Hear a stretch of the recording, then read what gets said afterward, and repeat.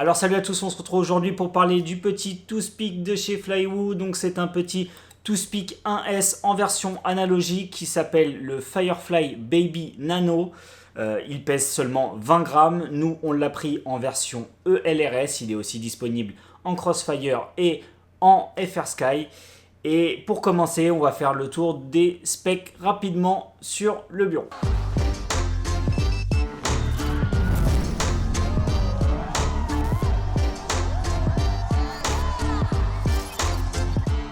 Alors, pour commencer, ce petit Toothpick est disponible en 3 versions. Vous pouvez le retrouver sur la boutique Flywoo de Banggood en version ELRS comme nous l'avons choisi ici. Vous pouvez l'avoir également en version Crossfire un petit peu plus cher ou alors en version FR Sky. Alors, pour la version ELRS, je vous mets le petit tarif ici. Le FR Sky, c'est pareil et le Crossfire également.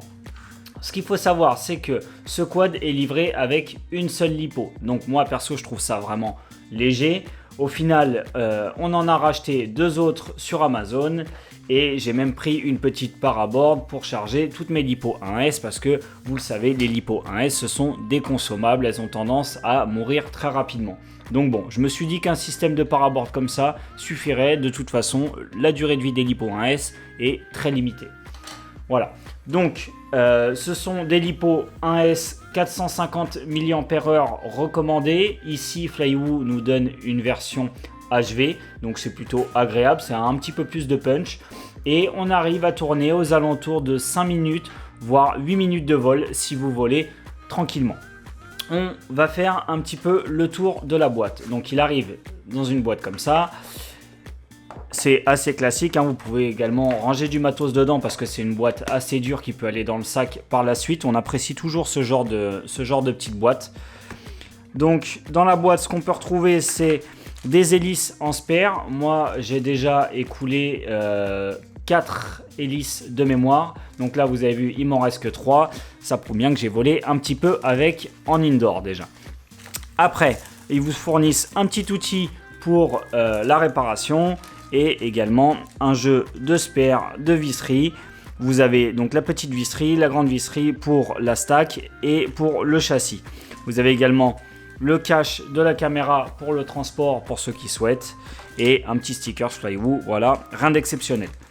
On a malgré tout ce qu'il faut pour l'entretenir avant d'avoir à racheter quoi que ce soit. Pour le moment en tout cas, si vous n'avez pas de casse, vous pouvez changer votre visserie et compagnie.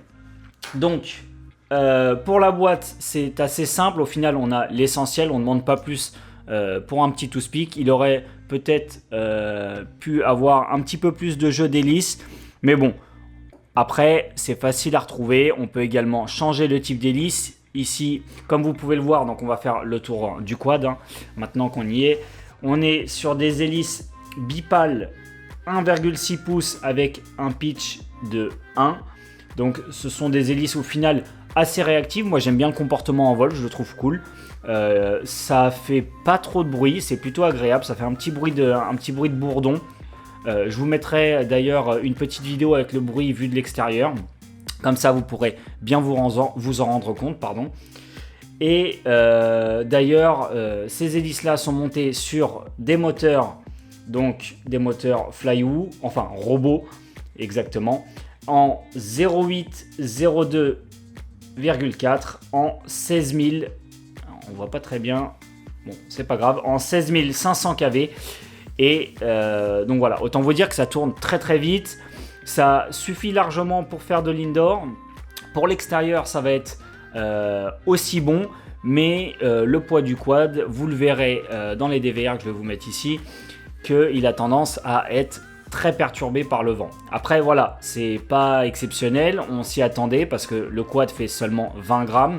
Avec 20 grammes, il est difficile de lutter contre une rafale de vent. Après, on peut parler donc de l'AFC. L'AFC qui est ici, c'est une FC AIO où dedans vous retrouvez donc le flight controller, vous retrouvez les ESC sur lesquels les moteurs sont branchés et le VTX qui est directement intégré. Donc c'est une Goku. Cette FC, elle est équipée d'un processeur MPU 6000 donc, qui est plutôt reconnu, qu'on retrouve quasiment sur toutes les FC du marché. Elle est compatible uniquement 1S et la target Betaflight c'est Flywoo F411 FR. Donc ce qu'il faut savoir aussi c'est que elle arrive en version 4.2 de Betaflight avec le RPM Filter déjà activé. Alors vous me direz, c'est bizarre parce que c'est une version BLLIS, donc elle est flashée en bonne version, c'est pour ça que le RPM Filter est donc activé. Et pour les ESC, pour continuer dessus, donc comme je vous ai dit, c'est du BLLIS, dommage que ce ne soit pas du BLLI32, mais ça vole tout de même bien. On a du 5 A en pic en maximum, et on a une compatibilité des shots 600. Ensuite, pour la vidéo, donc comme je vous ai dit, il y a le VTX qui est intégré à l'intérieur. Dans ce VTX, on a forcément 40 canaux, c'est le plus classique, avec la Rise Band de disponible et une puissance maximale de 250 mW. Moi, le VTX en indoor, je trouve qu'il bave énormément. Alors, je ne sais pas si ce sont les propriétés de ma maison qui font que il y a énormément de résonance. Même en baissant la puissance d'émission, j'ai toujours tendance à avoir quelques fioritures un peu partout. Vous le verrez sur les DVR d'ailleurs que l'émission n'est vraiment pas très stable, à mon goût en tout cas. Donc le VTX pour moi c'est plutôt un point négatif, il n'est pas exceptionnel, mais c'est pas le pire de la vidéo. Pour moi le pire dans la vidéo c'est la caméra. Donc la caméra, on est sur une caméra rebadgée Flywoo, donc je vais essayer de vous la montrer là.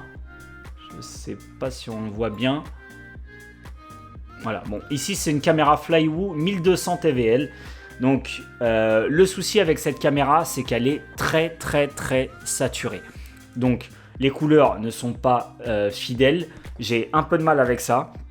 Et peut-être aussi que je me suis trop habitué à la HD, mais j'avais le souvenir que mes Predator et mes Falcor étaient de meilleure qualité.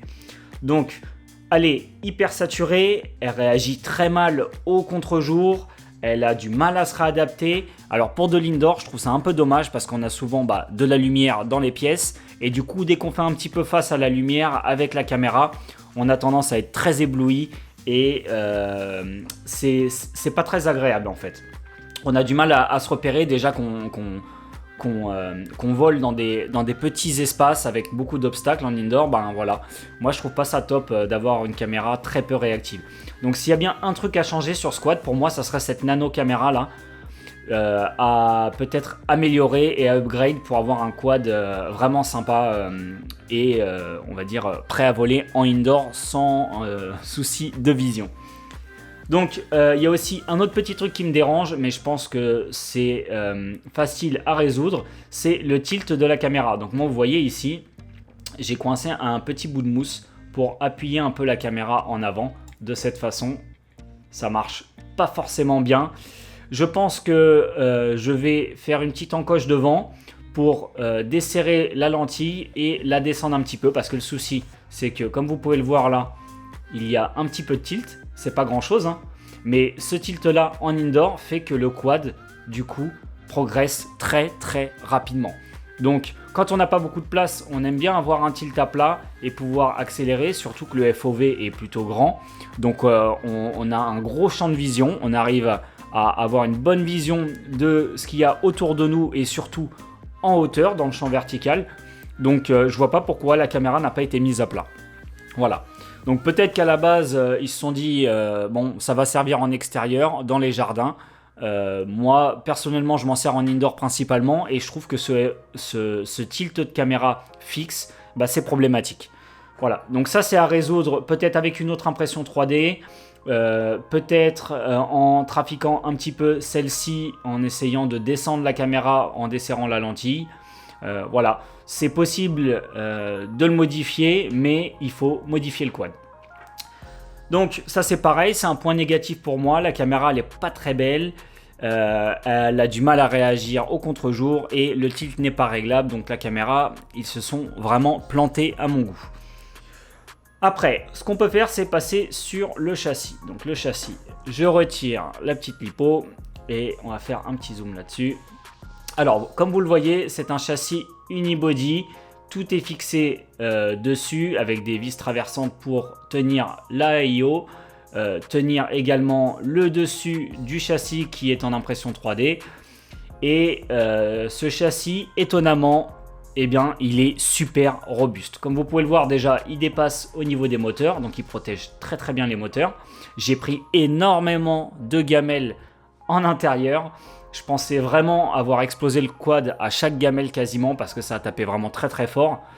Je dirais même que l'électronique est aussi bien protégée parce que vous voyez là sur le dessus elle déborde énormément, ça peut faire peur au début, mais au final avec ces excroissances là sur les côtés, eh bien on a l'AFC ou la AIO qui est vraiment bien protégée, en tout cas par le dessous. Alors, moi, je suis plutôt content de ce châssis. Il est plutôt robuste. On peut même, si vous le souhaitez, mesurer l'épaisseur du châssis. Alors, on est sur une épaisseur d'1,5 mm. C'est un châssis qui est pas bien épais, mais au final, qui fait le taf. Voilà. Comme je vous ai dit, moi, j'ai pris plein de bûches avec, en intérieur, en extérieur. Et je pense que les moteurs seront cassés avant le châssis, très sincèrement. Il y a aussi un petit truc que j'ai oublié de vous parler, c'est l'antenne. Donc c'est une antenne linéaire, hein, assez classique. Je pense pas que ce soit de la marque, hein. C'est un truc qu'on peut trouver sur Banggood à petit prix. Elle fait le taf, elle permet d'avoir une bonne portée. J'arrive à faire le tour de ma maison avec. Et la réception vidéo tant que radio, puisque ici on a le LRS, eh bien, est plutôt bonne. Donc, ce qu'il faut savoir, c'est que le LRS pour le bind à ma radio, donc que vous avez ici, la Tango, parce que j'ai tout simplement mis le LRS au dos de la Tango. Ce que j'ai fait, c'est que j'ai branché à 3 reprises mon quad sur USB. Il s'est mis à clignoter à 2 reprises gentiment. J'ai activé le bind dans mon LUA de ma radio et il s'est synchronisé tout simplement. Voilà, donc ce qu'on peut faire, c'est que maintenant, je vais vous dire clairement si moi je le recommande ou pas, ce petit quad. Eh bien, comme vous avez pu le voir lors des vols, là, il est super agile, je le trouve très réactif. Il a un peu de mal en extérieur, mais ça, c'est normal. Comme je vous ai dit en début de vidéo, eh bien, il est annoncé à seulement 20 grammes. D'ailleurs, j'ai oublié de le peser et je vais vous le peser tout de suite pour voir s'il nous raconte des bobards. Voilà, on est à 21 grammes. Avec les hélices et avec la lipo, on est sur 35 grammes. Donc croyez-moi, 35 grammes en ordre de vol, c'est vraiment très peu. Et c'est ce qui rend le quad très agile et agréable à voler. Le truc, c'est comme je vous ai dit, voilà, c'est léger. En extérieur, à la moindre bourrasque de vent, eh bien, vous allez être un petit peu secoué. Malgré tout, il arrive à progresser. C'est pas comme certains Tiny Whoop qui ont du mal face au vent. Lui, il n'y a pas de souci. Il a suffisamment de pêche. Il progresse. Le vol n'est pas agréable, mais il progresse. Donc, je le recommande pour l'indoor, pour les jardins quand il n'y a pas trop de vent, et pour l'extérieur, si jamais le vol tremblant ne vous dérange pas.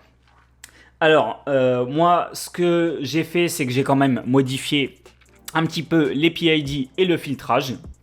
Je vais vous mettre la capture ici de Betaflight. Ça va vous permettre donc de calquer tout simplement ces réglages si vous le souhaitez. Et n'hésitez pas du coup à me dire dans les commentaires si ces réglages vous ont aidé. Moi, en tout cas, lorsqu'ils n'étaient pas réglés, eh bien, je trouvais que de base, il volait bien. Mais il avait tendance à être un peu trop mou, un peu trop rebondissant dans tous les sens. Je trouvais pas très loqué. Donc c'était agréable en stock, mais pas à mon goût. Voilà. Donc ces petits réglages là, depuis que je les ai faits, eh bien j'ai redécouvert la sensation de vol du quad. Je le trouve vraiment du coup très réactif, très loqué. En intérieur, encore une fois. Donc voilà, on a fait le tour de ce petit TwoSpeak qui est au final très agréable, que je recommande si vous n'avez pas de TwoSpeak pour l'indoor. Et en tout cas, prévoyez un changement de caméra, ça sera bien plus agréable. Donc, je vous remercie d'avoir regardé la vidéo jusqu'en entier et je vous dis à bientôt sur la chaîne. C'était QNK pour We Are FPV.